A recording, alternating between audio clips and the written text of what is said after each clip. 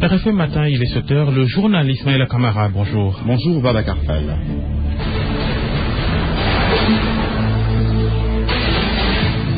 Et les titres. Audience entre Macky Sall et les responsables de l'APR de Fatick. Je ne suis pas content de l'accueil que vous m'aviez réservé, leur a-t-il dit en substance. Il leur demande de travailler pour l'unité du parti au lieu de réclamer des postes. Marche aujourd'hui des Sénégalais de Tunis pour dénoncer l'inertie des autorités de Dakar. Ils réclament justice pour Ousseynou Fall, le diplomate sénégalais tabassé par la police tunisienne. Tamsir Faye n'est plus consul du Sénégal à Marseille. Il a été limogé par le chef de l'État. L'accès à l'eau et à l'assainissement en véritable casse-tête pour les populations, c'est le focus du jour. Et la seconde partie de ce journal, les sports, Malal Junior Diagne. Nous sommes vendredi, la chronique du jour, chronique de Mahmoud Ibrakan. Et puis dans une vingtaine de minutes, la revue de presse de Barthélémy Ngom. RFM Matin, merci d'écouter le journal. Oui, Macky Sall qui hausse le ton devant les responsables de son parti à Fatick. Certains ne l'ont pas bien accueilli parce qu'ils réclament des nominations. C'est pas parce que je suis de Fatick que je vais vous donner des postes de responsabilité à outrance et au travail. C'est la réponse du président de la République. Oui, Babacar, la colère de Macky Sall, le président de la République, n'est pas content de l'accueil qui lui a été réservé par les responsables de l'APR de Fatick. Lors d'une audience, il a fustigé leur manque d'unité. Il ajoute qu'il ne donnera aucun poste à ceux qui le réclament. Aminata Boudabi. Contrairement à ce que les responsables politiques de l'APR avaient promis, la mobilisation pour l'accueil du président de la République dans sa base politique naturelle n'a pas été parfaite. Un vrai désastre et une totale cacophonie. La guerre des pancartes a pris le dessus. Souli Kaba, chargé de l'information du comité de coordination installé pour la mobilisation et l'accueil du président le temps du Conseil des ministres. La seule photo, à mon avis, qui devait figurer dans toutes les rues, dans toutes les pancartes, dans toutes les banderoles, c'est la photo du président Macky. En tout cas, moi, j'ai respecté autant que j'ai pu ce que nous nous sommes décidés à le faire. Il y a eu des leaders, nous nous sommes donné rendez-vous à l'entrée de la ville de Fatick, tous ensemble pour accueillir le président de la République. Certains étaient à Toulouse, d'autres étaient à Njongolo, d'autres étaient même à Tataguine. On a éparpillé nos forces. Des bagarres occasionnant même des blessés graves ont été dénombrés. Les affrontements qu'il y a eu lieu pour des guerres d'affichage, c'est regrettable. Je le constate avec vous, c'est regrettable pour des raisons liées à des affiches de mon leader que des Fatigouas se battent entre eux. Après tout, on est tous des Fatigouas. D'après Souli Kaba, le président de la République a profité de l'audience qu'il a accordée aux responsables de l'APR pour leur exprimer son mécontentement. Et il a dit, moi je ne suis pas dans l'irréel. Moi, Macky Sall, je veux être réélu. Et le réel, c'est pas dire mon poste, c'est pas dire mon bob. Et il répondait aux discours qui ont été tenus sur place. Mais ce débat-là, il n'existe plus à Fatick. Il faut du emploi, et c'est parce que vous êtes désorganisé que vous faites. Il a parfaitement raison. Et ainsi de suite, il a cité d'autres exemples. Et il leur dit, Sénégal. Le faible taux d'inscrits sur les listes électorales à Fatick déplaît aussi à Macky Sall, selon Souli Kaba. Le président trouve cela anormal dans une localité où il a nommé de nombreuses personnes à des postes de responsabilité. Aminata Boudabi, Fatick, RFM. L'image a fait le tour de la toile, celle du diplomate sénégalais tabassé par la police tunisienne devant son fils. Les Sénégalais basés à Tunis réclament justice pour Ousseynou Faye. Ils seront dans les rues de Tunis ce vendredi, c'est pour dénoncer la timide réaction du gouvernement sénégalais. Tamsir Faye démis de ses fonctions de consul général du Sénégal à Marseille. La mesure a été prise par décret présidentiel. Elle intervient après l'interpellation du diplomate par la police française. Le limogeage de Tamsir Faye, consul du Sénégal à Marseille, a une nouvelle fois mis à nu les dysfonctionnements dans la hiérarchie au ministère des Affaires étrangères et des Sénégalais de l'extérieur. Voix discordantes et manque de coordination sont devenus trop fréquents. Makumba Bey. Une nouvelle fois, peut-être une énième fois, le secrétaire d'État au Sénégalais de l'extérieur a montré qu'il est mal à l'aise dans son environnement. Après les versions contradictoires sur la mort des Sénégalaises au Maroc, sur cette affaire Tamsir Faye, c'est presque une humiliation que le ministre des Affaires étrangères et des Sénégalais de l'extérieur lui a fait subir. Au moment où il s'exprimait sur cette affaire, ici même, le ministre avait certainement déjà pris sa décision de limoger le consul. Nous avons appelé Souleymane Jules Diop peu avant 18h et on a appris le limogeage du consul peu avant 19h. Voilà la preuve, s'il y en avait encore besoin, qu'il n'y a aucune coordination entre le ministre et son secrétaire d'État. Souleymane Jules Diop préconisait la prudence et réclamait une enquête. Le ministre a viré Tamsir Faye. Les questions qui touchent au consul relèvent cependant du ministre et pas de son secrétaire d'État. Des responsables au ministère des Affaires étrangères et des Sénégalais de l'extérieur parlent du sujet avec un langage peu diplomatique. Ils décrivent une bataille d'ego entre les deux et un problème de loyauté. Lorsque le véhicule du secrétaire d'État était tombé en panne pour manque de carburant, il avait fait remonter l'information jusqu'à ce que le président de la République en Conseil des ministres demande aux ministres de donner plus de considération à leur secrétaire d'État. Entre Souleymane Jules Diop et Mankeur Ndiaye, la relation n'a jamais été fonctionnelle. Mais s'il y a une chose dont nous n'avons pas besoin est définitivement à la tête d'une diplomatie qui a écrit des lettres de noblesse de notre pays, c'est des bouffons. Macoumba Bey, 7 heures passées de 5 minutes, vous écoutez le journal dans RFM Matin et c'est une bonne idée. Sur RFM au moins, on a des informations sûres et utiles. RFM, la radio de toute l'actualité. Venons-en au focus du jour, l'accès à l'eau potable et à l'assainissement, prétexte un atelier de partage du rapport de l'étude sur l'accès à l'eau potable et à l'assainissement a vécu. Cet atelier s'est déroulé dans les locaux du Congat hier. Dans certains quartiers, l'eau ne coule pas dans des robinets la journée. Un véritable problème pour les ménageurs qui se lèvent tard dans la nuit pour remplir les récipients afin de disposer d'une réserve et des fois l'eau n'est pas potable. Le reportage d'Awacham.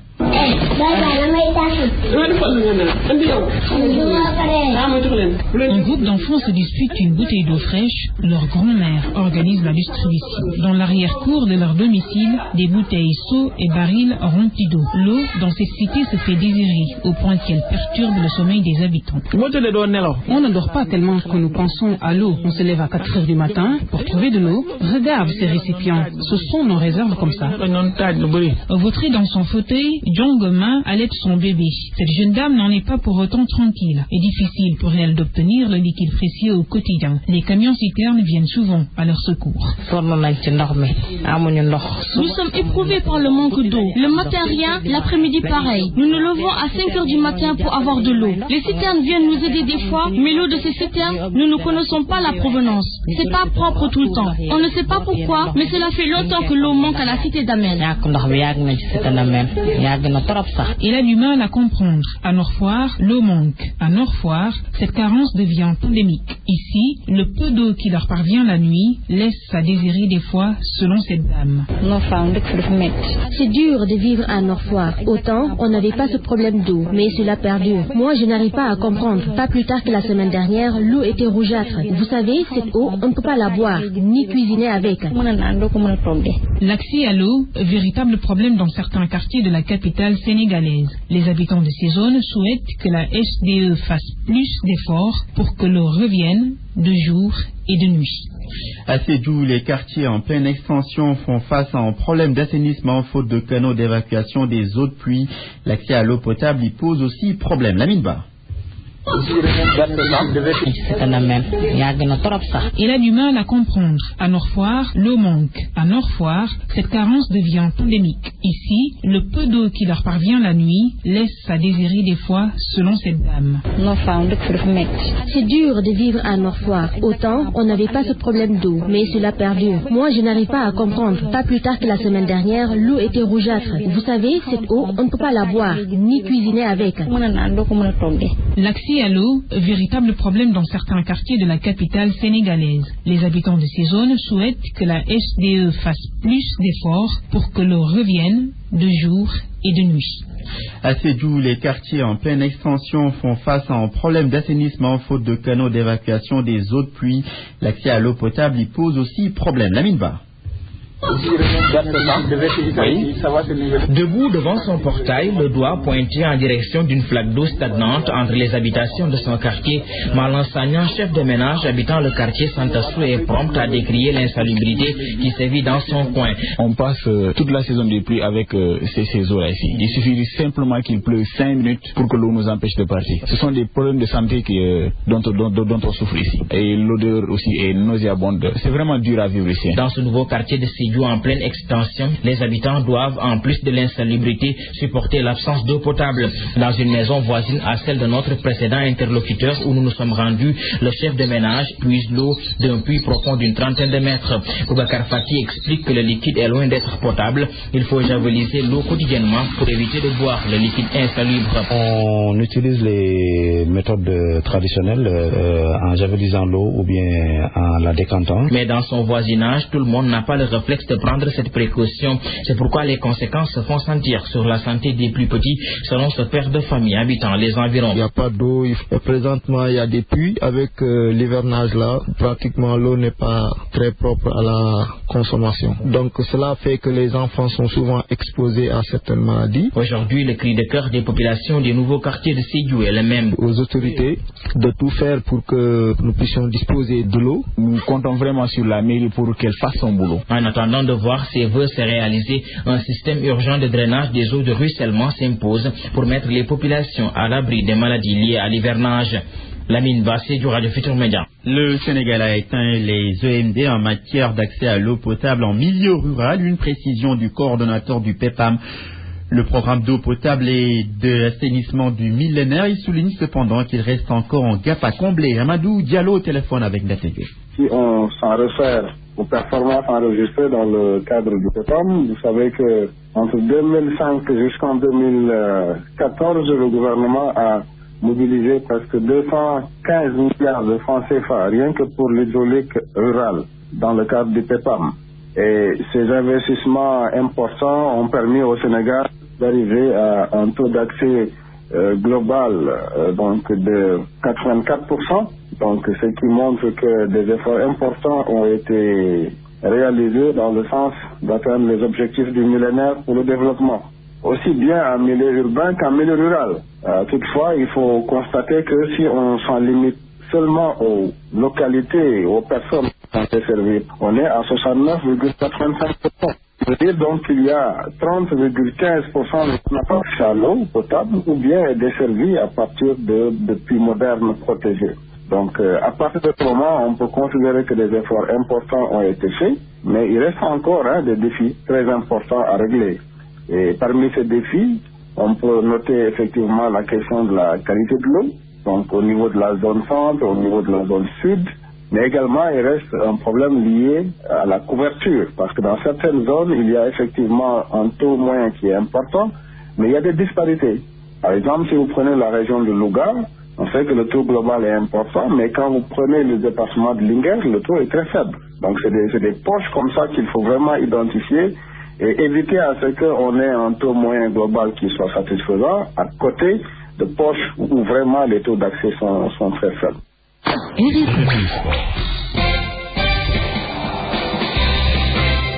7h11, nous ouvrons la page des sports de ce journal. Bonjour Malal Junior Diagne. Bonjour Ismaël. Football féminin, le Sénégal croise le Ghana cet après-midi. C'est pour le compte de la manche retour des éliminatoires de la Coupe du Monde 2006 prévue en Papouasie-Nouvelle-Guinée. Les Lions de la sélection U20 vont jouer contre une équipe ghanéenne qui les avait battus à l'aller sur le score de 6-0. Mais de l'avis de la responsable du football féminin au sein de la fédération sénégalaise, le plus important ce n'est pas de se qualifier maintenant, mais d'avoir une équipe sur laquelle donc on peut compter pour assurer la relève pour les prochaines compétitions. Sénégal-Ghana, c'est aujourd'hui au stade Demba Diop à partir de 17h. Basketball, après Gorgui Sidien, l'état du Sénégal face à un autre problème, celui de l'assurance du capitaine des Lions. Un problème résolu hier dans la soirée par le ministère des Sports qui, après avoir réglé la question de l'assurance de Gorgui Sidien à hauteur de plus de 15 millions de francs CFA, a résolu la question de l'assurance du capitaine de l'équipe nationale du Sénégal, Moulay Ndoye, qui évolue à Paris-Levallois en Pro 1 en France. Désormais, le capitaine peut s'entraîner tranquillement et poursuivre la préparation avec l'équipe nationale du Sénégal.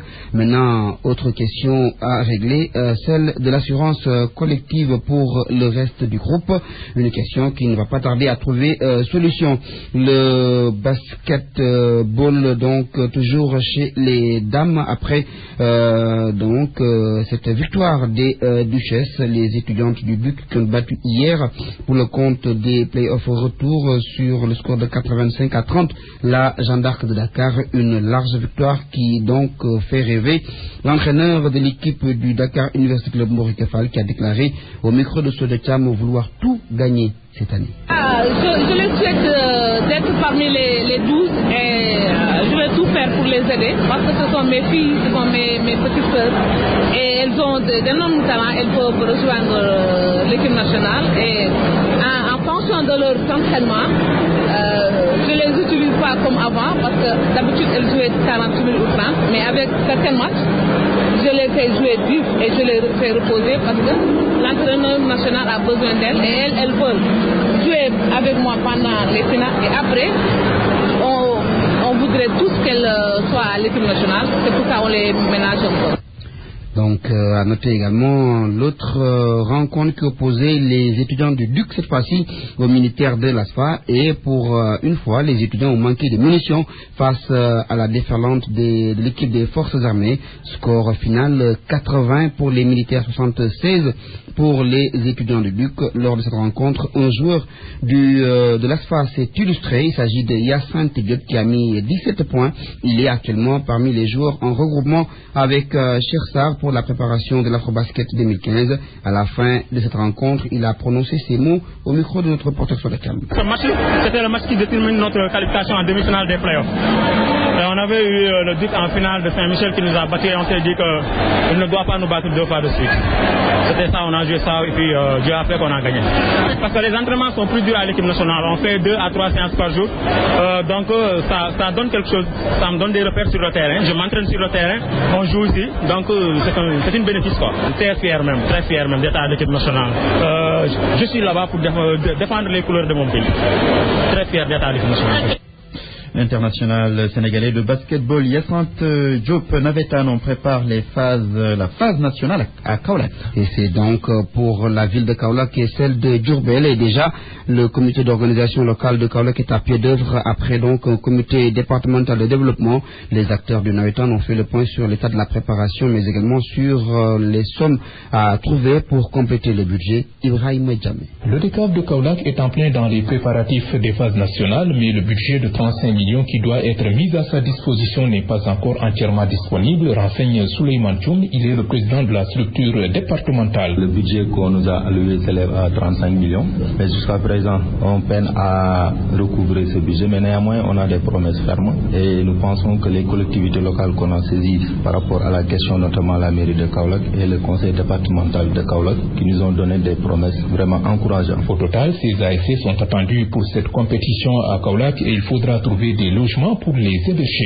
On va recevoir 16 ASC au niveau de Kaolack pour les loger. Pour le problème de l'hébergement, donc d'habitude on loge les ASC dans les établissements, mais cette fois-ci nous pensons qu'on peut trouver des maisons non habitées, donc s'il faut les louer ou bien les emprunter auprès de ces responsables-là. Vraiment cette fois-ci nous voulons que nos hôtes soient pris en charge d'une manière vraiment acceptable. Pour ce qui est de la sécurité, en plus des éléments de police qui sont là en renfort, du GMI sera mobilisé, a rassuré Serigne Babacar Kane, préfet du département de Kaolack. Pour la sécurisation des phases nationales, donc il y a des éléments du GMI qui viendront. Le commandant du corps urbain l'a confirmé ici. Donc il y aura un appel donc de renfort. Je peux vous assurer que pendant ces phases nationales, comme durant toutes les vacances en tout cas, la sécurité sera garantie dans la commune de Kaolack. La sécurité, le logement des ASC et le budget de l'organisation de la compétition ont tous été évoqués lors de ce CRD, mais le problème de l'éclairage du stade Lamine Gueye a été omis. C'est seulement en marge de la rencontre que le président de l'ODECA va indiquer que cette question doit être réglée au niveau national. Ibrahim Djamé, Kaolack, Radio Futur Média. Ibrahim Djamé, merci Ismaël. Terminé avec cette info transfert pour les fans du Bayern de Munich qui vont pouvoir compter cette saison sur le Chilien Arturo Vidal qui a quitté la Juventus de Turin pour l'équipe donc de Pep Guardiola. Merci donc Malal Junior Diagne. RFM, la chronique du jour. Le sermon à polémique de l'imam Ratib de la grande mosquée de Dakar le jour de la Korité, cette prise d'opposition va-t-elle à l'encontre du principe de la laïcité et les enseignements de Tcherno Souleymane Baal sur l'imama? Élément de réponse dans cette chronique du vendredi signé Mahmoudou Ibrakan. Laïcité rime bien avec cité. Et la laïcité se définit comme le principe de séparation de l'État et de la religion, ce qui signifie que l'État est tenu par la neutralité à l'égard des confessions religieuses. La laïcité s'opposant ainsi à la reconnaissance d'une religion d'État. Une définition bien entendu qu'on tient de la culture occidentale, notamment française. Quand bien même elle se veut laïque en référence à la Constitution, notre République n'en est pas moins fortement influencée par notre pratique religieuse. un islam confrérique dont les fidèles cohabitent dans une symbiose quasi parfaite avec ceux des autres religions, particulièrement la religion chrétienne. Si le Sénégal est jusqu'ici à l'abri d'une guerre de religion comme cela a pu se passer ailleurs, c'est sans doute grâce à ce lien très fort qu'ont su tisser les deux principales religions du pays. Cependant, musulmans ou chrétiens, le pouvoir spirituel sous nos cieux n'a jamais été, avant comme après l'indépendance, indifférent aux choses du temporel. Les faits historiques l'attestant sont nombreux. Lors de la crise au sommet de l'État de 1962, curiosité de l'histoire, le clergé musulman s'était rangé pour l'essentiel derrière le président Senghor, pourtant de confession chrétienne, et le clergé catholique, du moins son chef, feu le cardinal Hyacinthe Thiandoum, avait pris fait et cause pour le président du conseil, le musulman Dia. Pendant des années, le ndigal ou consigne de vote a fait fureur dans les foyers religieux. Plus récemment encore, jusqu'au plus haut niveau de l'État, des séances de réconciliation entre hommes politiques en froid ont eu lieu grâce à l'intervention de khalifes généraux qui n'hésitent pas à réclamer même la libération d'un tel ou d'un tel autre dignitaire politique emprisonné. Faudrait-il redéfinir la laïcité telle que nous la concevons et la vivons? Toute une thèse et une antithèse qui appellent une bonne synthèse. En attendant, quand un État n'a pas de pudeur à solliciter ndigal auprès d'un guide religieux ou à lui faire carrément allégeance, comment voudrions-nous, sauf à être hypocrite, qu'il se tienne éloigné des affaires de la cité? Sous cet angle, l'imam ratib de la grande mosquée de Dakar n'est pas le premier et ne sera pas le dernier religieux à parler de choses politiques. En se prononçant sur le sujet polémique du mandat en cours du président Macky Sall, El Hadj Alioune Samb ne déroge pas trop à la règle. Les sermons de nos imams à l'occasion d'une tabaski ou d'une korité sont souvent politiquement colorés. Feu imam Tamsir Ndiour de Thiès s'était rendu célèbre par ses sermons. On peut dire la même chose des homélies de nos évêques à l'occasion d'une messe de Pâques ou de Noël. L'imam Youssouf Sarr et ses amis de Guédiawaye ont été les premiers à sonner la révolte sociale contre les coupures de courant qui ont fini par électrocuter le pouvoir du président Wade. Mais comprenons-nous bien, l'imam El Hadj Alioune Samb n'est pas exempt de reproches. D'abord, l'endroit choisi, une mosquée, maison de Dieu, politiquement incolore et inodore, n'était pas indiqué. Ensuite, l'invite qu'il a adressé au chef de l'État, présent à la prière, à faire 7 ans et non 5, à se dédire et donc à presque trahir son serment, est moralement indéfendable. Faute morale, faute monumentale. Un mal pour un bien. Pour qui voulait par un référendum prendre le peuple à témoin, la vive réprobation contre, appelons-le, le sermon de la Korité est un bon échantillon. Tout ce débat ne vaut-il pas un détour, un retour aux sources de l'imama, tel qu'enseigné par un certain Thierno Souleymane Baal?